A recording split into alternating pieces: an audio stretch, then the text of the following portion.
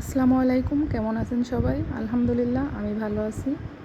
আপনারা যে যেখান থেকে আমার ভিডিওটি দেখতেছেন সবাইকে অসংখ্য ধন্যবাদ জানাই। আমি শুরু করছি আমার আজকের এই ভিডিওটি। তো বেশ কয়েকদিন ধরে নাদিরা বলতেছিল সে খিচুড়ি খেতে চায়। তো অনেক গরমের কারণে আমি আসলে খিচুড়িটা রান্না করতে ভয় পাচ্ছিলাম। তারপরেও আজকে শুক্রবার, তো সে মেয়েটা বারবার বলতেছে বলে আমি ভাবলাম তাহলে আজকে রান্না করি। কিন্তু কি আর করা যাবে, নাদিরার বাবা বলতেছে যে না, সে তরকারি আর মাছ এগুলা খাবে, আর নাদিরা বলতেছে খিচুড়ি খাবে। তো যাই হোক, ভাবলাম যে তাকে তরকারি মাছ এবং ভাত এটা খাওয়াবো, আর আমি আর নাদিরা খিচুড়ি আর মাংস খাবো।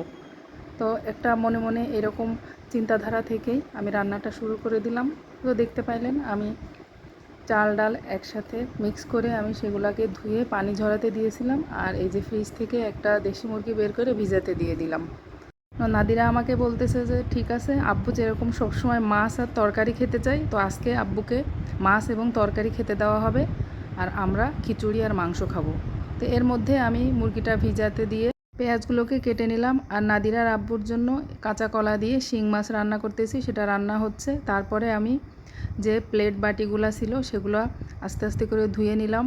আজকে নাদিরা বুদ্ধি করছে যে আজকে আমরা তিনজন একসাথে দুপুরে লাঞ্চ করব। তো তখন তার আব্বুকে দেওয়া হবে সাদা ভাত আর শিং মাছের তরকারি, আর আমরা খাবো খিচুড়ি আর মাংস। তো সেভাবেই আমি রান্নাটা করতেছিলাম। এরপরে আমি যে মুরগিটা ভিজায় রাখছিলাম সেই মুরগিটাকে এখন কেটে নেব। মুরগি কাটার পরে আমি রান্নাটা বসাবো। তো আমার থালা প্লেটগুলো ধোয়া শেষ, এখন আমি মুরগিটাকে কেটে নিচ্ছি। দেখতে পাচ্ছেন আপনারা, মুরগিটা একটু শক্ত ছিল, যেহেতু একদমই দেশি মুরগি আমার কাটতে একটু সময় লাগছে। তারপরও আস্তে আস্তে করে আমি মুরগিটাকে কেটে ধুয়ে তারপরে রান্নাটা বসিয়ে দিব এক্ষুনি।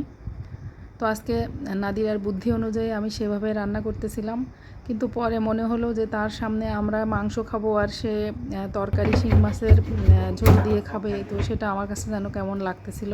পরে আমি তার কাছে জিজ্ঞেস করলাম, তুমি কি ভাত খাবা? সে বলে তিনজন মানুষ, আমরা আবার দুই প্রকার কেন করব। আসলে তারও খেতে ইচ্ছা করছে, কিন্তু সে বলবে না, এটাই হচ্ছে কথা।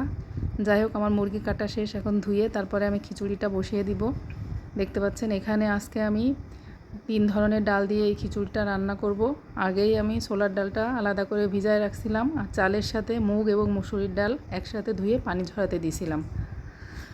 এখানে খিচুড়ির জন্য আমি আলাদা একটা মশলা রেডি করে রাখছিলাম ব্লেন্ডারে, তো সেটা এখন দিয়ে দিলাম। তারপরে সমস্ত মশলা, লবণ, হলুদ, তেল, পেঁয়াজ এগুলো একসাথে দিয়ে আমি মশলাগুলোকে একটু ভালো করে কষিয়ে নিচ্ছি। এরপরে এর মধ্যে আমি আগে থেকে ভিজিয়ে রাখা ছোলার ডালটা দিয়ে দিব।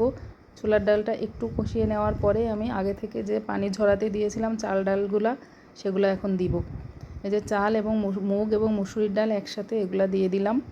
এখন একটু আমি কষিয়ে নিয়ে আমি গরম পানি দিয়ে খিচুড়িটাকে রাইস কুকারে দিয়ে দিব। আজকে আমি খিচুড়িটা রাইস কুকারে রান্না করব। তো দেখতে পাচ্ছেন রাইস কুকারের পাতিলেই আমি চুলায় একটু চাল ডালটা ভেজে নিচ্ছি, তারপরে পানি দিয়ে আমি রাইস কুকারের মধ্যে বসিয়ে দিব। আপনারা কে কে এইভাবে খিচুড়ি পছন্দ করেন অবশ্যই আমাকে জানাবেন, আর রাইস কুকারে কে কে খিচুড়ি রান্না করেন অবশ্যই বলবেন, কমেন্টস করবেন। এখন পানি দেওয়া হয়ে গেছে, আমি কিছু কাঁচামরিচ দিয়ে এই যে রাইস কুকারে পাতিলটা বসিয়ে দিলাম। এরপরে আমি চুলায় মুরগিটাকে রান্না করে নেব। রাইস কুকার দেওয়ার পরে আমি চুলায় মুরগিটা বসিয়ে দিব। মশলাগুলো কষানো শেষ, এখন আমি কেটে ধুয়ে রাখা মুরগিটা দিয়ে দিব। তারপরে আরও কিছু সময় কষিয়ে নিব। যেহেতু মুরগিটা একটু শক্ত, একদমই পিওর দেশি মুরগি, আমরা দেশি মুরগিটাই সচরাচর খাই। আর মেয়েরা যখন দুই মেয়েই একসাথে থাকে বাড়িতে, তখন ওদের জন্য বেশি সোনারিটাই রান্না করি। তো রান্না করতে করতে দেখেন নাদিরা আমাকে আঙ্গুর দিয়ে গেল, আমি রান্না করতেছি আর আঙ্গুর একটু একটু করে নিয়ে খাচ্ছি। আমার মেয়েটা অনেক লক্ষ্মী, সে বাড়িতে থাকলে আমার অনেক হেল্প করে। এই যে আঙ্গুর খাচ্ছি আর রান্না করতেছি। এর মধ্যে দেখেন খিচুড়িটা রান্না আমার প্রায়ই শেষ, এখন একটু নেড়েচেড়ে দিব। দেখতে পাচ্ছেন অনেক সুন্দর কালার আসছে কিন্তু খিচুড়িটা। আর নাদিরা একটুও নরম নরম খিচুড়ি পছন্দ করে, আমি আজকে সেই রকমই রান্না করব।